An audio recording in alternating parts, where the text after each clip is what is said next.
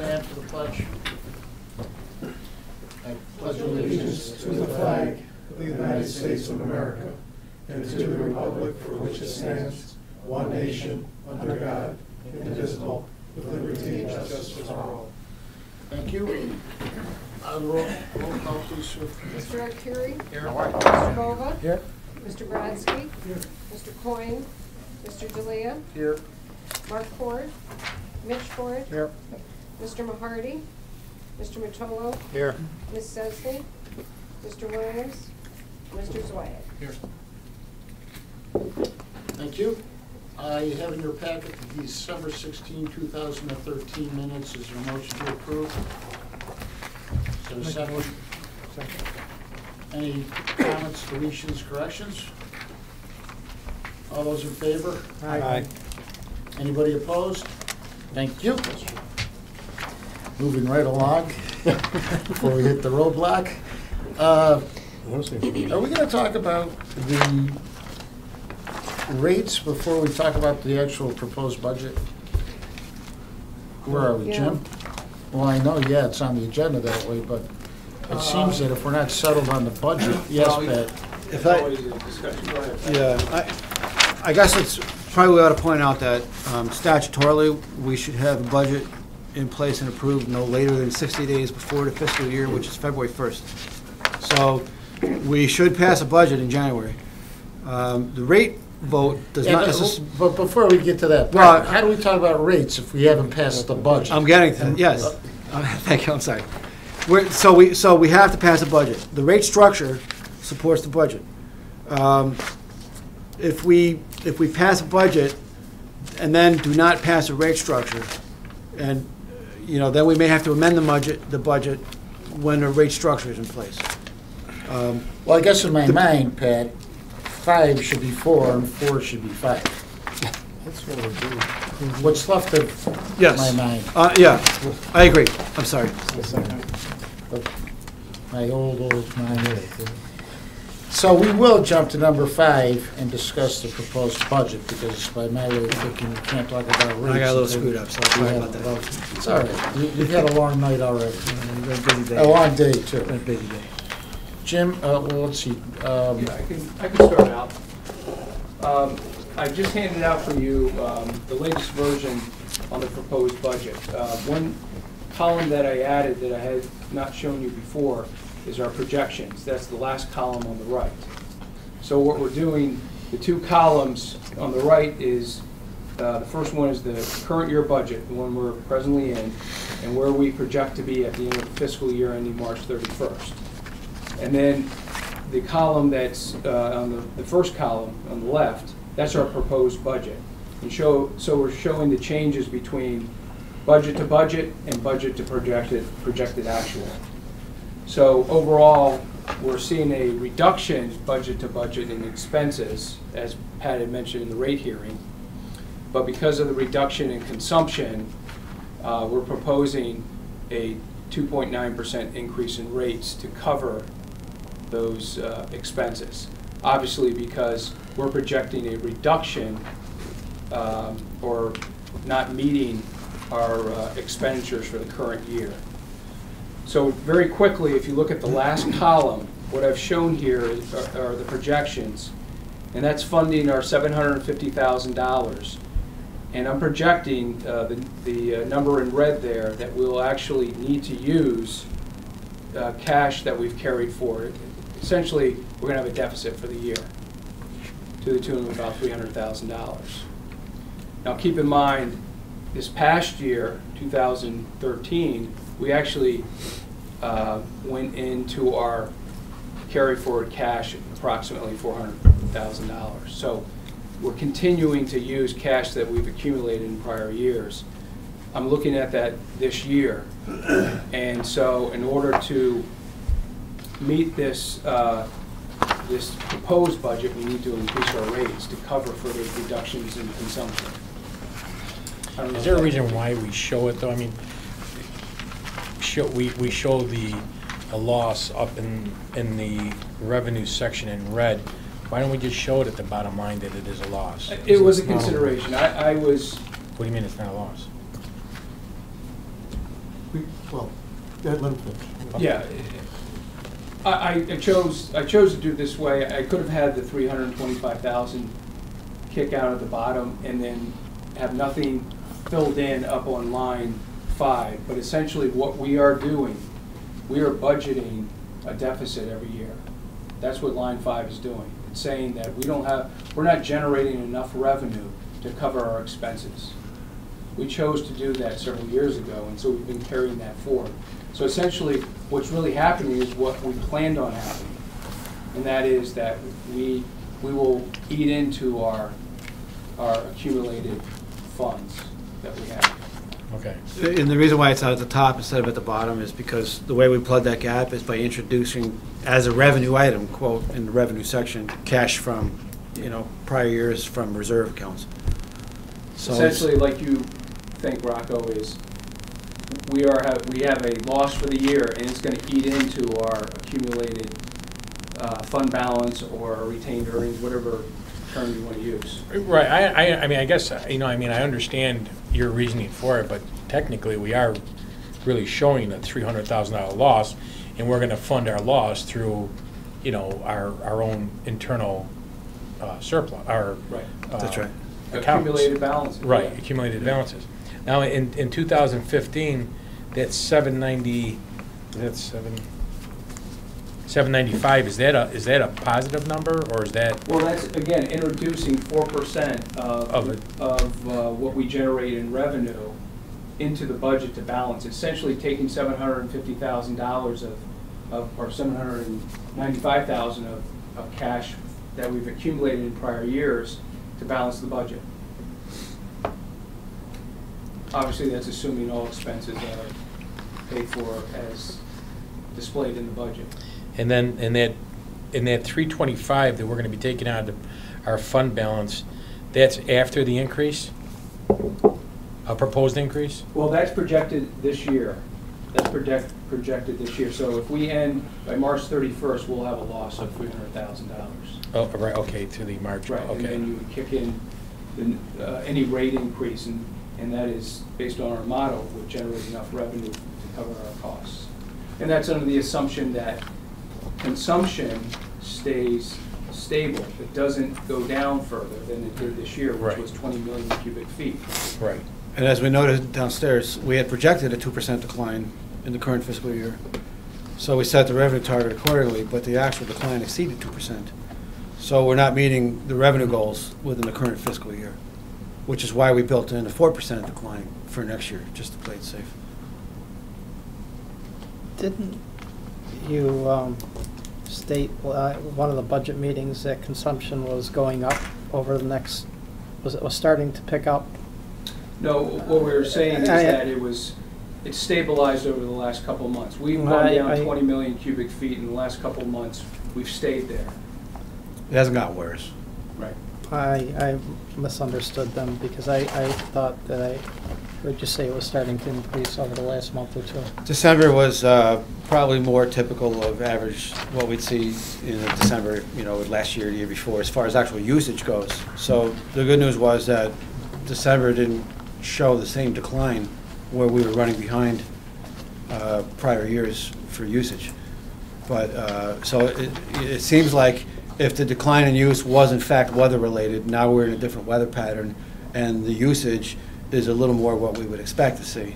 But it hasn't really increased to close the budget gap a little bit. So it was really a matter of, is it going to be a $300,000 shortfall, or if it continued through the rest of the fiscal year, it could have been close to a $600,000. It looks like the damage is now done, it's kind of leveled off, and the gap, the funding gap, might not get any bigger between now and the rest of the year, we hope. Anything else, Jim? Nope. You have detailed revenues, detailed expenses there, and I think even it will go further. I think some board members have even looked into the individual lines that we've provided to you. So there's a lot of information there, but overall, that's kind of the the theme of this is that we continue to budget carry forward revenues or cash, and that because of the reduction in consumption, we need to razor rates just to make up for that. Bruce? Well, obviously, my feeling was made known earlier today, well, in previous meetings. We budgeted carryover and have been budgeting carryover for several years. And we've been fortunate that we've never had to use any of the carryover. This year, we budgeted $750 and won't be using $400,000 of it. We'll be using, so far, $325,000 of it. In 2009, we increased our net asset by $3.8 million. 2010, 2.7, 2011, 3.2, 2012, 1 and change, and that's because we had to do an accounting change. 2013, 2.46. We have a net asset balance, $35 million. Much of that is the net asset that we're carrying over. A lot of that net asset is unfunded, unrestricted. We depreciate, put it in the expense.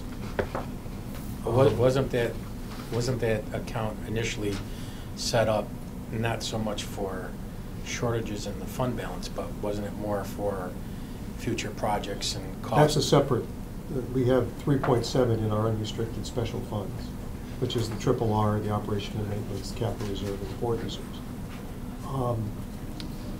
The reason we have been able to prudently set aside this type of net asset was because of the rates paid by ratepayers. And my argument for staying within a 2% limit, and I understand 2% is an arbitrary limit, but it's a limit that's been set politically. We're not required to meet the governor's 2% cap. We don't have that requirement as an authority. I see it as a philosophical investment in our community to stay within a publicly set cap. I think the result of the investment that our ratepayers have made, which has allowed us to set aside more than sufficient current resources, including our cash position, which allows us to not have to borrow to pay bills, which is $9 million. I think philosophically, I'm inclined to stay with that 2% cap. The difference between what I'm recommending we stay at and what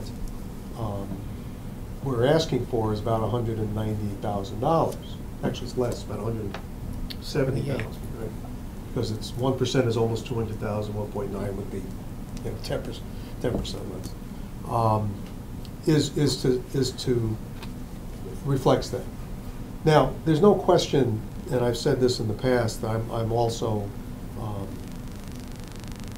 I'd like to maintain the individual homeowner cost as low as possible, because the value of the homeowner investment as a ratio of the dollars that we raise is higher than I think it should be. But I also recognize, as Jim reminded me, that even the slightest change in the balance will significantly impact business. And he's right. It's one thing to make a 1% change for a homeowner who's paying $180, $200 a year, $250 a year, and the $500,000 or that somebody else is paying. It's a much different situation. And it clearly is part of my argument is it does control that to a very small degree. I know that the actual cost. You know, my bill was $3 a year, 75 cents a quarter, you know. I understand that. It's not necessarily for the dollar impact as much as it is the, to me, a philosophical standard to meet when we can. And I think that's critical. There's nobody on this board more than myself who has publicly called for larger increases when they have been necessary. I used to sit up here with the charts, if you remember, saying why we have to increase the rates even more so we can put more money in the bank. But we're And we finally got that money in the bank, we and now got you some wanna of go it. take it again, We got Bruce. 3.7. And we took it last year, and we took it the year before. We didn't take anything the year before. But we're still playing We didn't around take with anything it. the year before that. We didn't take anything the year before that. We didn't take anything the year before that, or the year before that. We are taking this year. And we may, if, But we're not taking it all. no, we're And what taking this part will of it. do, though, it will give us an opportunity to help replenish what we have taken. We're gonna because, have to replenish it. You know, I But mean, I'm it's working. like this gentleman tonight had a great question. You know, with all this 20 million gallons a day that, you know, we're supposed to be able to use with the chip, you know, Mm. plant there, you know, would our rates go down?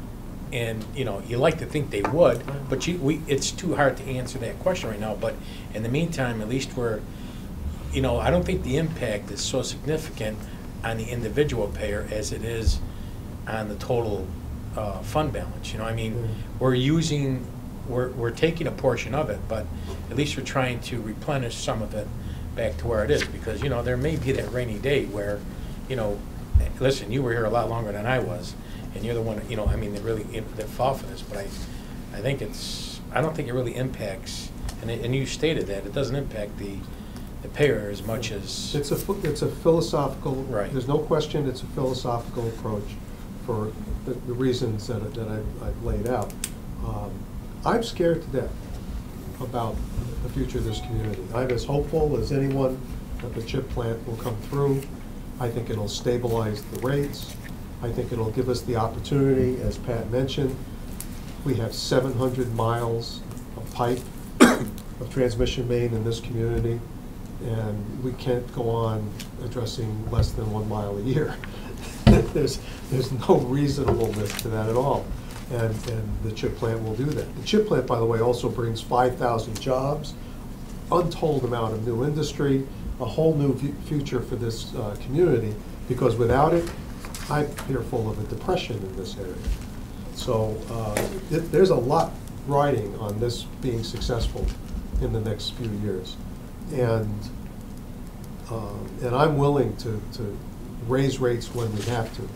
But based on the funding that we have available, the prudent management of the budget that we've proven our staff has provided our community, the control that we now have over our physical plant, and the opportunities that we're building in, like the electronic read, and I think all of that together, and the dollars that we do have available today, I just think it's a good move for our public to stay within that cap while we can, because I just fear that there's going to be a time that we can't. This extra 1% doesn't benefit the future.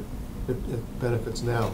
We have an opportunity to pay for expense without in our current bonding, because we have bonding. We have one-time expense in the budget that we can put into the current bonding pool right now. It would be great, though, to stay within that 2% when you weren't restricted by all these mandates either. You know, I mean, and that's the problem with this. You know, with the whole exercise. I mean, you know, the governor could say we got the 2% cap, but, you know, the mandates are the thing that just. I went through 21% increases over 4 years. I believe. Well, I don't like the idea of the one-shot injection. We're starting to sound like Albany. The governor's cap for me is meaningless. I take great pride in the fact that we operate completely different the way Albany operates. I think this budget, we probably should be talking about a 5.9% budget rate increase to be realistic about what we're doing. So for me, the 2.9% is already a compromise. And I'm not willing to bet on anything in the future until we've got that in hand. Sooner or later, we're going to hit these our ratepayers with a substantial increase again, and then I'm going to want this tape played at that rate hearing, so they hear that dropping to today had an impact in that future year, which could be as soon as next year. So for my way of thinking, what is presented has been very realistic and about as far as we can go in dropping down. Jim, do you have anything you want to interject at this point, Dick, from a capital projects perspective? Pat, from your end? Just while we're on the two different ways of viewing this thing. I can pass along an opinion that's not my own personal opinion. This is a board deliberation. Obviously, I don't want to be in the middle of looking like I'm choosing sides. However, we have discussed this with our rate consultant, and I can pass along that. And Jim was on that call, so Jim can bear me out on this. But our rate consultant, who has to certify this rate structure, said a couple things. One is that a 2.9% rate increase meets our debt coverage ratios that are required in the bonding indentures. Also, a 2.0% rate increase meets that test as well. His bigger concern is whether or not we are depleting our cash reserves and actually lowering our balances moving forward. And to him, that is a major concern that he thinks is at least potentially something that could be viewed unfavorably by rating agencies. And if we are getting ready to go out and do another borrowing in the next year or so, or 2 years, it may or may not, have an effect. But it's something that he's uncomfortable with, willing to live with. We did say that some of the sentiment we heard from the board was that if it went that way, that this would be the last year that we would do that. But nevertheless, I'm just passing along that our rate consultant would be, I don't want to say discouraged, that's not the right word, would prefer very strongly to see a larger increase rather than a smaller increase, and recommends very highly against depleting cash reserves. So that's his opinion. He mentioned that we made great strides over the years, and he just would hate to see us go back by using those accumulated cash balances. I mean, the covenants are key. Yeah, we're coming. And we will cover those. We have no problem there. Because what I'm recommending is that the approximately $200,000, it's a round figure, is that it's a one-time expense, relates to part of the cost of sludge removal that we're budgeting for this year, and that rather than pay that from the budget, that we pay that from the capital, the borrowed money that we need to accelerate spending of the borrowed money, because it's getting a little old, and we need to use it. And taking that $200,000 or $180,000 or whatever the dollar amount comes to out of the expense area, transfer it out, so it lowers the expense. The last thing I should pass along from the rate consultant, and Jim, I don't know if you wrote the numbers down. I think I have them in my head, but if I'm off, let me know. When I referenced the debt covenant, debt ratio coverage in the bond covenants, for the sake of those of you that may be a little bit less familiar with that, every time we borrow, there's a promise to bondholders, and this has been ever since our initial bond offering in 1996, that each year we would develop a budget that not only covers our existing debt service, but covers it at a rate of 115%. So we have to actually budget for 15% more than what the actual debt service is, and that's kind of an assurity to the bondholders. Currently, our debt coverage ratio in this fiscal year was budgeted to be the coverage ratio about 1.42, which is obviously comfortably above the 1.15. 115%. The 2.9% rate increase drops that coverage ratio, I think he said, to about 1.21. And, Still above. pardon? 1.06. No, for next year it would be Oh, 1.21 at 2.9%. If we dropped the rate increase to 2.0, we're right at the 115%. But in a multi-year projection, what it does is it puts us next year below that coverage ratio, unless there's a fairly substantial rate increase to make up the difference. So he just was plotting a course, and we're getting kind of close to the debt coverage ratio. In the past, we were as high as 1.54, and the rating agencies like that, obviously. They want to know that we're in a comfortable position to pay debt. And if your debt service coverage, if you get downgraded in that, that's just going to cause your cost of borrowing to go up. A downgrading would be obviously very bad, but even without a downgrading, you could have your outlook even changed. They could leave the bond rating the same, but change the outlook to negative, and it has a similar effect. You might pay 5 or 10 basis points higher on the next borrowing because of that. But his concern was that we're getting closer to the minimum debt coverage ratio of 1.15, 115%, and going from 2.9 to 2.2 puts us just barely above that coverage for this year. But as he looks at next year, we fall below it, and we would, it's just another way of saying that we would need more than an average rate increase for next year to make that up. Or adjust our balance sheet for the amount needed to bring it up. I'm not sure if I How follow. do you do that? We have transfer some dollars from the net asset into that fund. Well, I think- You're compensating balance, what you're talking about, by continuing to, I mean, if we. I'm not saying it's what we should do, and I'd like to see what this year, actual year end does come to, and next year happens, but make an Well, adjustment. the test he runs includes the ability to use cash reserves, which is what we're doing this year. He's including cash right now that we're introducing from bank accounts into the budget to make that ratio He uses that as calculation. formula The bonding rating agencies don't do that. They calculate it differently, and the bond rating agencies don't count cash reserves from the prior years. They want to see within one fiscal year what you're generating within the fiscal year as operating cash, and that's how they base their test. And on that basis, we wouldn't make it. So, between now and whenever the next borrowing might be, we would have to turn things around quite a bit. So his general concern was, the deeper the hole, the harder it is to climb, or the more you got to raise it to climb out of it. So that was his word of caution. And I think we're playing it too close that way.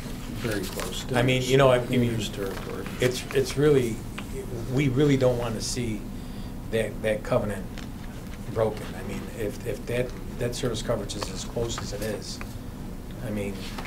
Or we have to pay the piper as soon as next year and yet again, a major increase, which And is. we plan on borrowing money, right? We're going to be bonding next year. I don't know if we're ready to borrow next year. Next year. Probably the year after. Was it the year after? Year after. Yeah. I mean, That's, it's still going to have an impact on your rating. it's 2.5 calendar years away. Well, we've worked awfully hard not to All of this year, be in all of that next year. situation. Yeah. And the year after. So, if I understand this correctly, if we have the 2.9% increase, then the proposed budget would be this 21,994,000, et cetera, that you see on the sheet.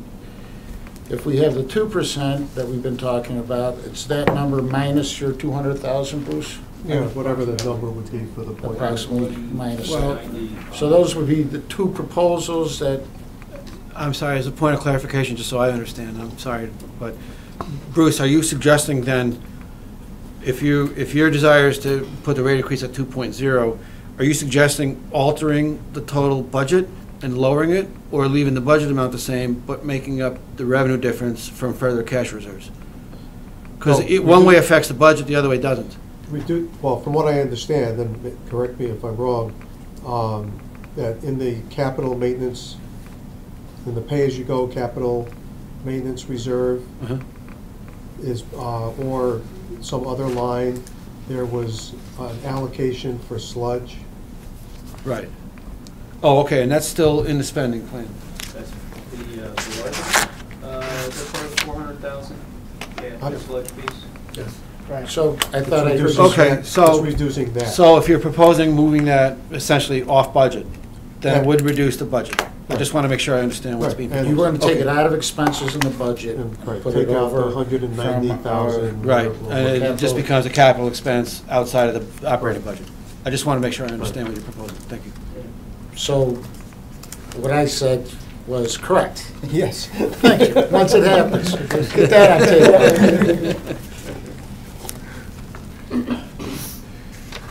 Let me ask you another question. What happens if we don't pass the budget today? In theory, we would have till January 31st to pass the budget. We We'd have to have a probably, special I would meeting. probably call for a special meeting to once again attempt to do that. If we don't meet this requirement, I'm not sure what happens. I'm sure it doesn't look great somewhere to somebody. Yeah, I think but- realistically, we technically would be out of compliance.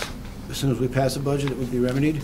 It's only because of the number of board members we have here today. I understand that, Yeah. and I will not hesitate to call another special, a special meeting.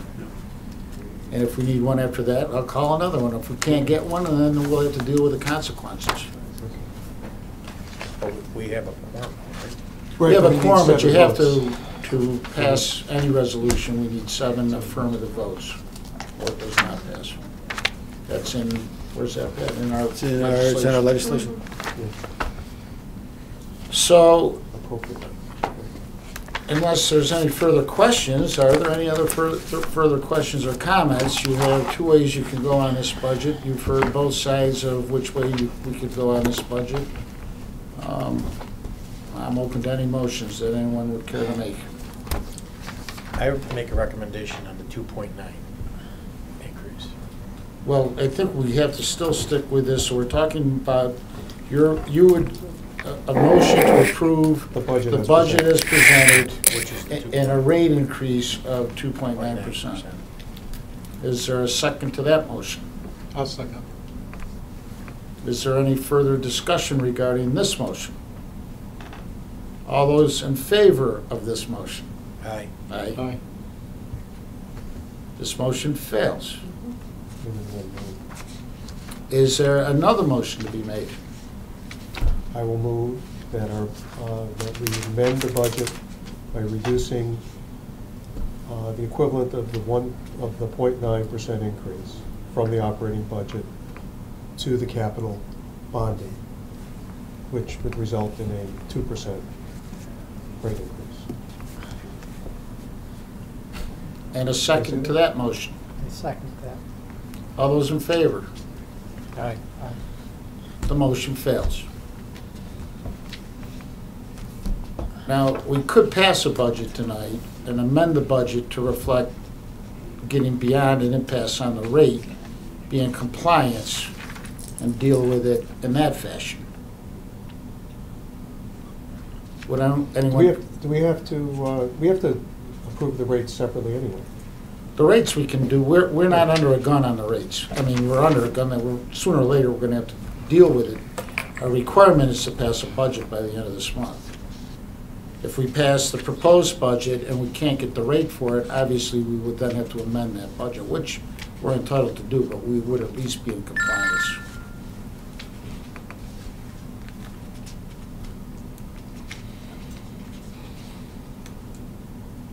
No consideration for that motion? No? Well then, with that, we will, I will be calling a special meeting, and we will continue with our agenda, which would be approval of the quarterly investment statement, second quarter. In your binder is the second quarter of the fiscal year. Under Public Authorities Law, we're required to provide you a quarterly report of our investments and trust funds.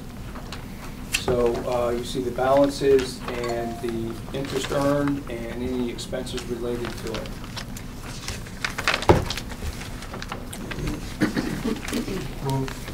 Second,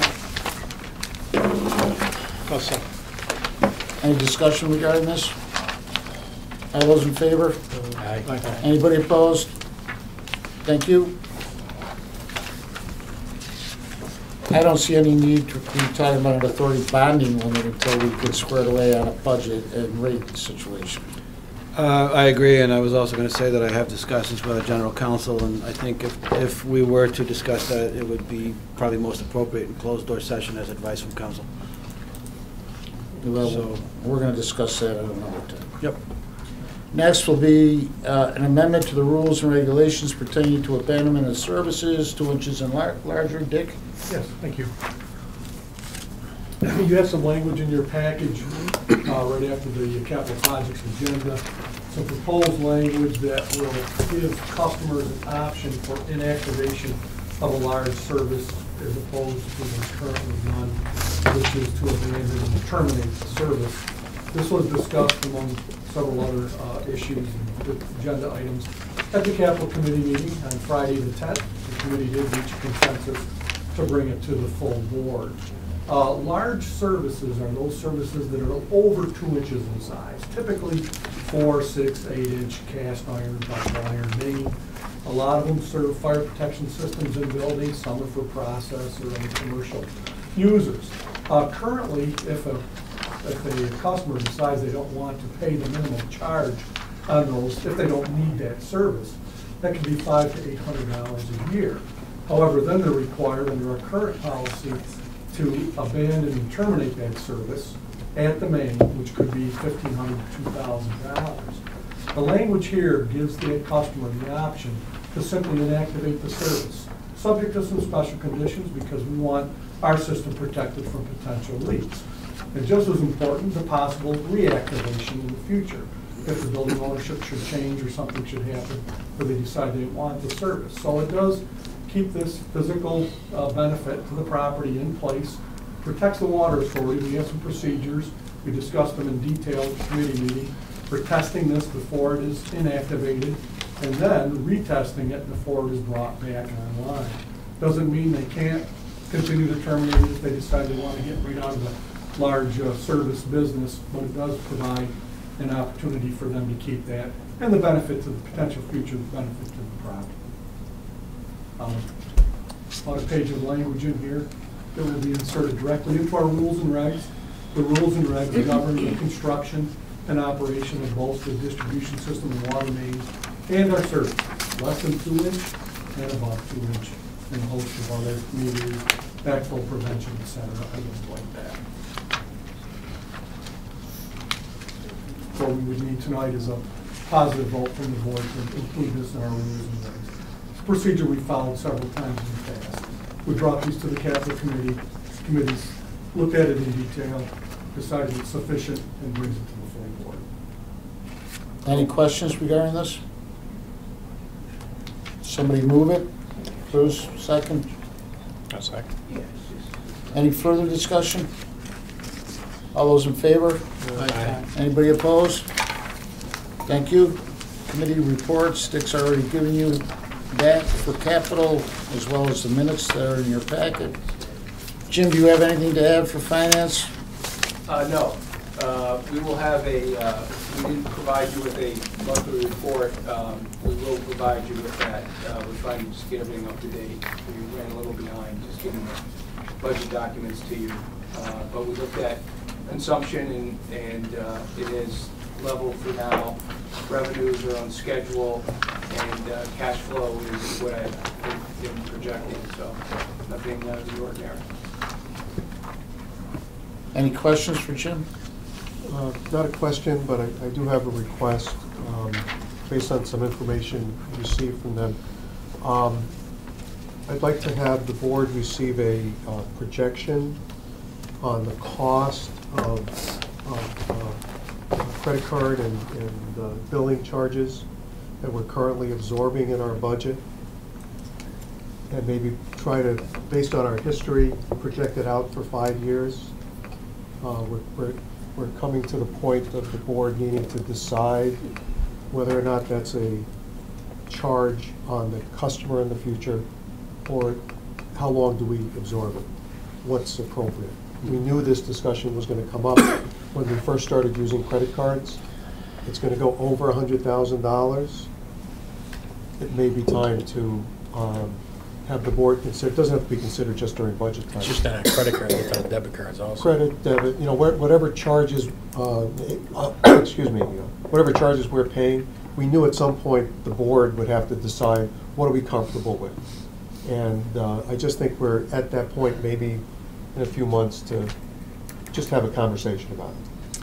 And I would ask that that go through the finance committee and bring us something. Yeah. I think we did have a conversation We on did, it. but we haven't looked In at fact, it. yeah, just some sort of Right. projection based on our experience. It's good timing though, because we just made some major changes in how we take payments. Right. There's a lot more payment options that are now available, and the whole mix and method has changed quite a bit, so it's a good time to review it. All right, anything else? Thanks, Jim. Executive Director's Report. Thank you, Mr. Chairman. First thing I wanted to just mention is actually a bit of very sad news. We lost an employee here a week and a half ago, a gentleman named Frank DeRocco, who worked in our computer department and worked for the Water Authority for about 38 years. And had some health issues, was doing fine, and then ran into something very quickly that unfortunately he didn't make it through. Just want to mention, it's always tough on the employees when we lose somebody like that. He was working right up until he went into the hospital, literally the very same day, and was gone 3 days later. But I just want to mention on behalf of all of his friends and employees here, our thoughts and prayers go out to him and his family. So I just wanted to share that with you folks as well. Next thing I want to mention is that we've had some milestones, and as you all know, that we get various deadlines, compliance deadlines from time to time. Just this afternoon, I received a fresh copy of our newest emergency response plan that was many, many months in the working. It was an overhaul that was done with the collaboration of, oh gosh, at least a dozen employees here at the from different departments, through many, many meetings, going through this thing with a fine-tooth comb. And I just wanted to thank Dick Goodney and his staff, Connie Schreppel and her staff, and in particular Liz DiGeronimo, who kind of took the lead on pulling this whole thing together and got it approved by the health department. And it was a compliance issue that we just finished dealing with. It's a great plan, and I think our customers should know that we're well versed on how to deal with a whole variety of situations, and it's one of the things we do behind the scenes that nobody ever sees, but should give everybody confidence that we can deal with almost anything that gets thrown at us. So great job on all the staff who worked on this thing. Last thing I wanted to mention is, well, two things, I'm sorry. One thing is, as you know, we've had some discussion with folks about a more regional approach to water resources for the western side of Oneida County. And as you know, we applied for a grant that this time around we received. Second time around, last year was denied, this year was awarded through the Department of State at the state level. It's the local government efficiency grants. And we had submitted an application where we had 3 water suppliers and 3 towns that are users. So it was us, the city of Rome, and the city of Oneida as suppliers, and the users being Vernon, Verona, and Sherrill. And we signed a joint application to do a study to look at the needs of the western side of the county and determine which resources and perhaps in what combination might make the most sense to provide water for economic development and things of that nature. So the grant was awarded, which I've told you, and all the paperwork's been in. And we had our first meeting just last week. Dick and I were out in Sherrill, along with members from the group and the representative from the state. So we're off to a flying start, and we're getting ready to put an RFP out on the street, which will be coming back to this board. And the reason why I bring all this up is because the Water Authority was the lead. We are technically the recipient of the grant, and then any reimbursements will come back to us from our partners in this venture. But it will be the Water Authority that will be responsible for procuring services under this grant. And so what you'll see coming your way in 2 or 3 meetings from now will be a recommendation on how we go about hiring the engineering consulting services to conduct a study that's being paid for 90% by the state. But the process is underway, and we had a very good meeting, and we're going to move as rapidly as we can on this, and then we'll see what it shows. Any Last thing- projections? I'm on- sorry. Are there any projections as to how much the consumption would go up if we were to service those areas? If we were to what, I'm sorry? Service those areas? I think when we initially looked at the pipeline going out that way, we looked at any and all usage that could come, which could conceivably have even included the city of Oneida. I think the opening draw at the time was supposed to be, at least just for the town of Verona, around 360,000 gallons a day. Their use alone over a 10-year period was projected to climb to about 1 million gallons a day. But once you add in the other communities, we were looking at probably on a 50-year growth horizon, barring any major developments, somewhere around 4 million gallons a day for that side of the county. So we always Does thought... that include the turning stone? Well, what it would include is, in fact, the way the project was originally proposed was that it was a line that was going to service the town of Verona through 1 meter. The town of Verona would be the purchaser, buying in bulk off that meter, just as they do now with the city of Oneida, which I mentioned downstairs. They currently buy their water through Oneida, all from the city of Oneida, all through 1 meter. The town buys the water, then they mark it up to distribute to their own customers, and the Turning Stone Casino and other facilities, as well as schools, residences, et cetera, are all customers on the town of Verona system. Okay. So the only thing that would change in that respect would be that they would buy their water from us instead of from another municipality. But that's something that this study will look at. You know, there may be some combination of resources that makes the most sense. So we'll see what happens as we work through it. The last thing I want to mention is, and I don't want to be accused of overstepping my bounds, but I know that we just ran into a minor roadblock on a budget. If anybody's interested, I just had a thought I could share that perhaps if you're interested, maybe we want to reconsider that agenda item. There may be a way to actually pass a budget and negate the need for a special meeting if anybody is interested in hearing my 30-second explanation for it. And I'll defer to the chairman if you would like to share my thoughts.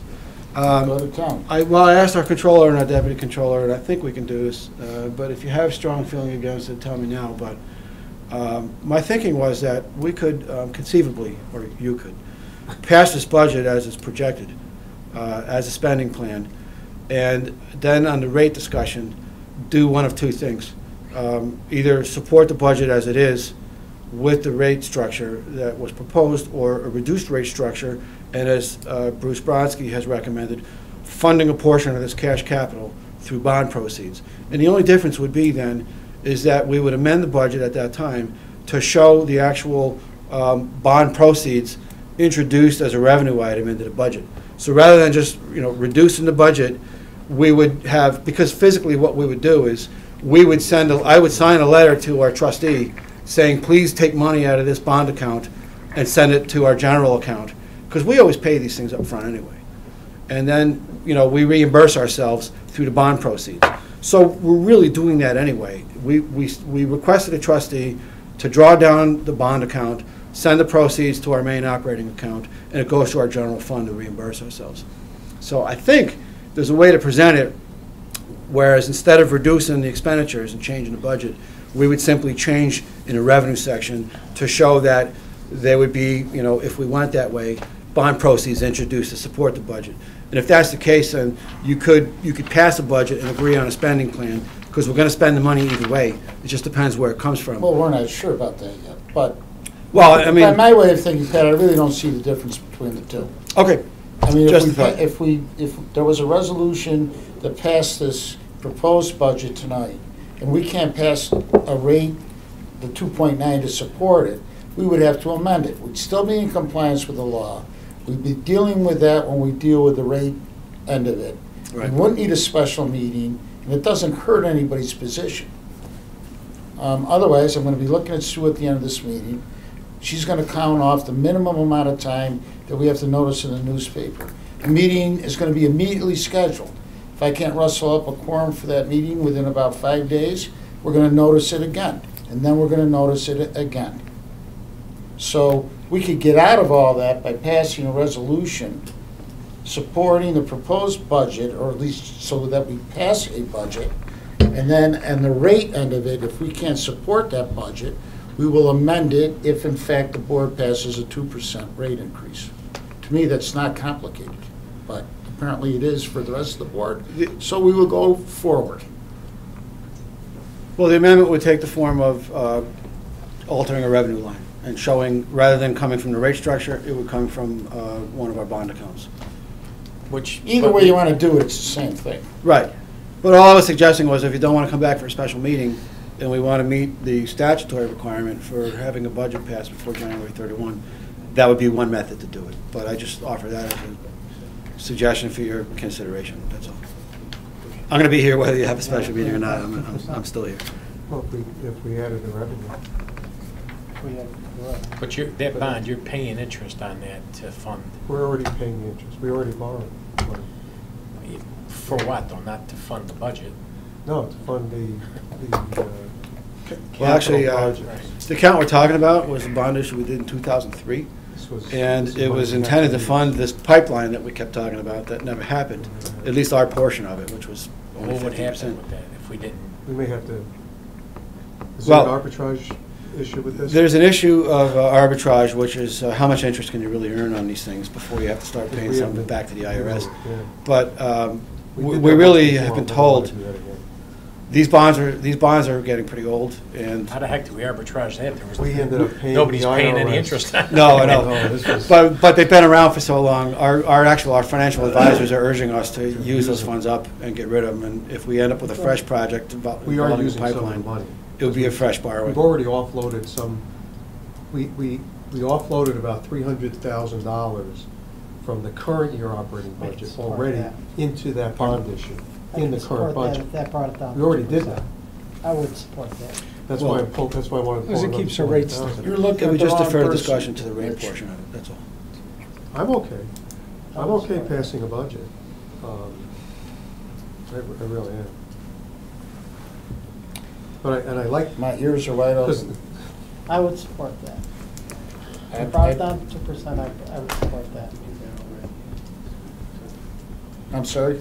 I would support that if it brought it down to 2%. We were able to do that, to bring it down to 2%. Well, we're not talking about the rate part of it.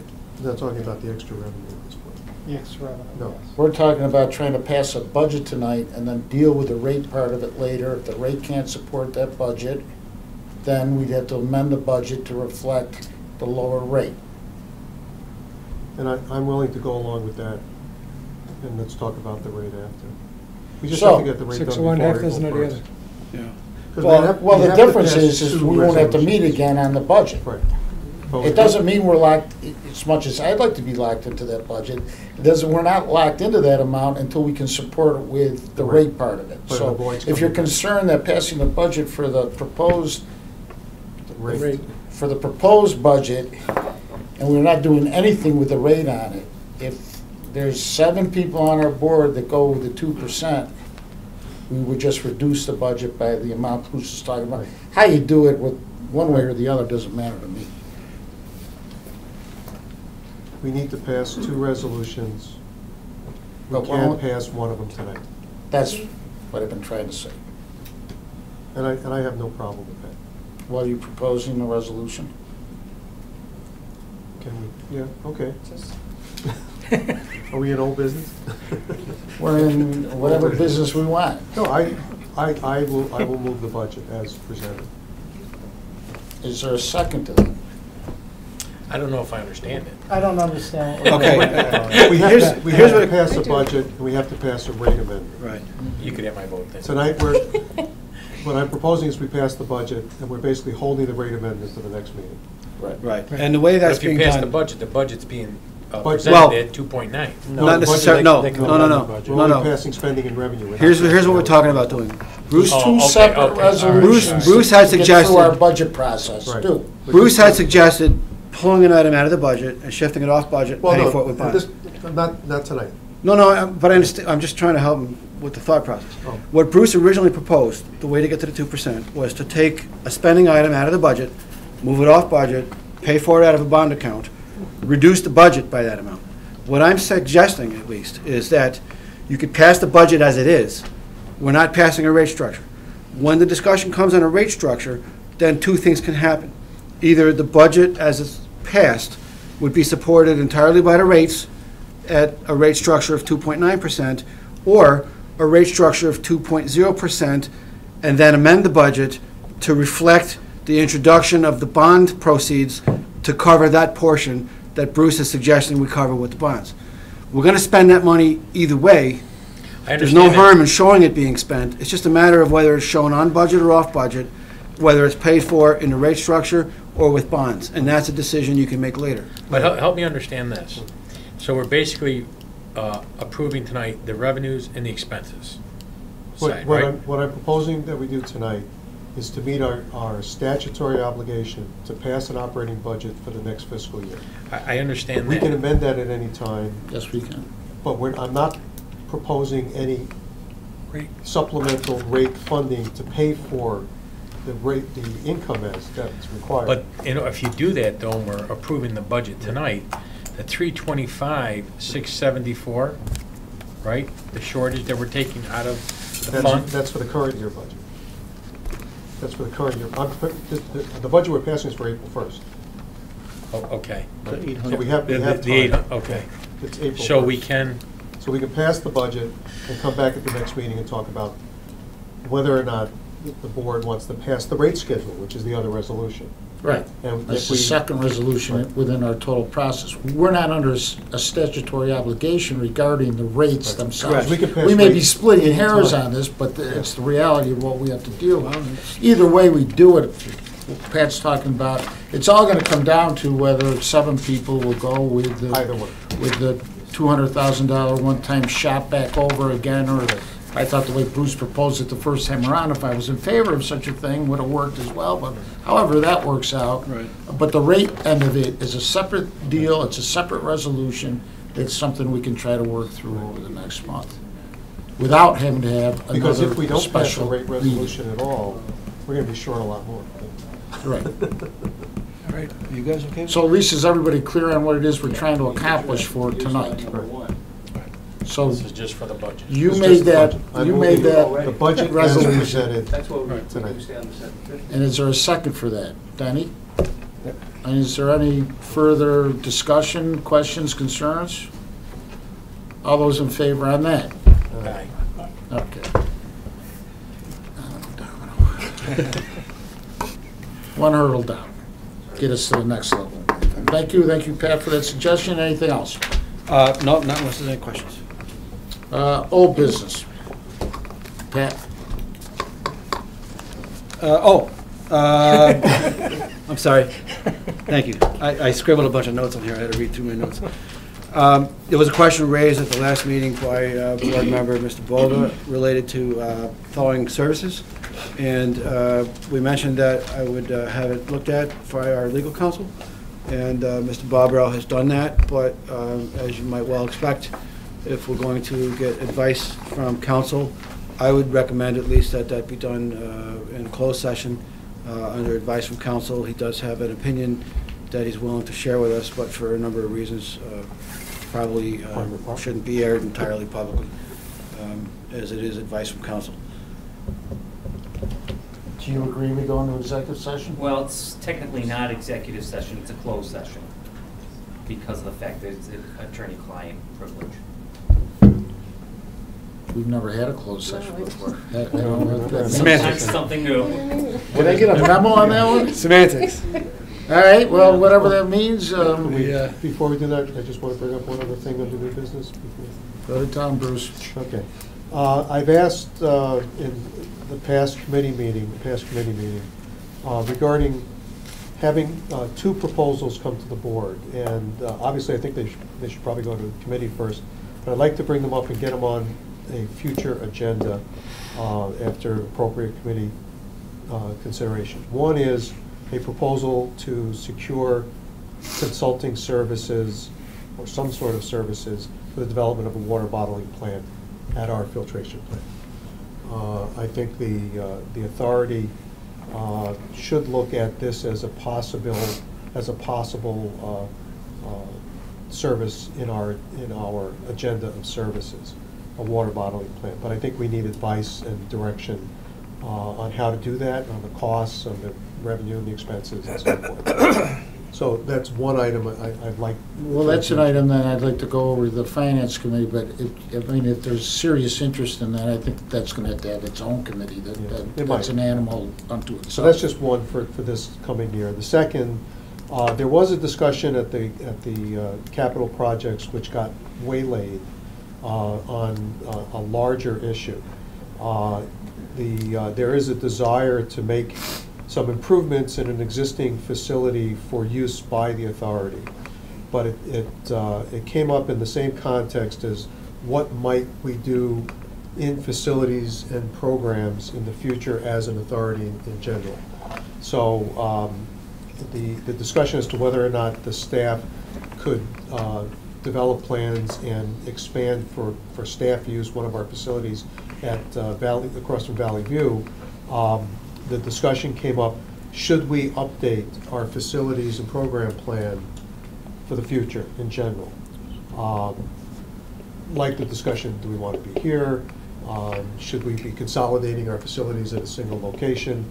And what about program plans for the future? And we had one of those plans previously. Time has passed, circumstances are changing, and Vince was one of them at the time, suggested maybe we should be looking at the overall picture first before we continue to piecemeal improvements in existing facilities. So I think that might be something we might want to put on the agenda and what I suggested when I talked about it at the meeting, after Vince mentioned that, I said it should be a discussion based on facilities and program. It's not how big offices should be. It's what will our program look like in the next 5 to 10 years, and what should our physical plant look like to match our program.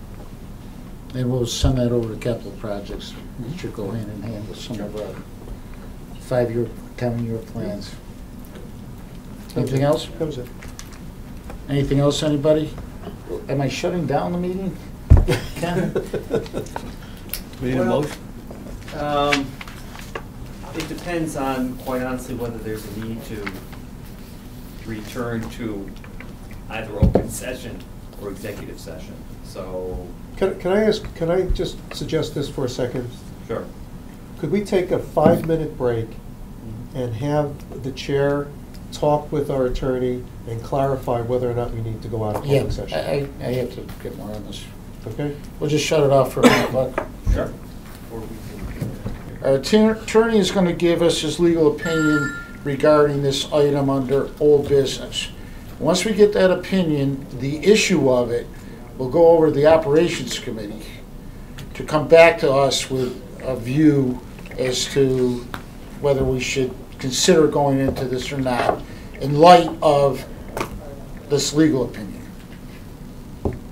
I just want you to know what we're doing. So I'm going to adjourn the meeting. We're going to go into this closed session. We can't have any discussion in this closed session other than hearing the legal opinion. Otherwise, we have to come back in again, and believe me, we are not coming back in again. So what you know we're doing, I just want to let you know that. With that, Paul, I'm just going to adjourn. Isn't this just for the operations committee people now? No, I want The the other one's board gonna to, leave? no, I want the board to hear. No, you're it. staying. Nice try. Easy We're there, coming back Rocco. in, Paul. Is there any further business? With that, we're adjourned. Thank you, everybody.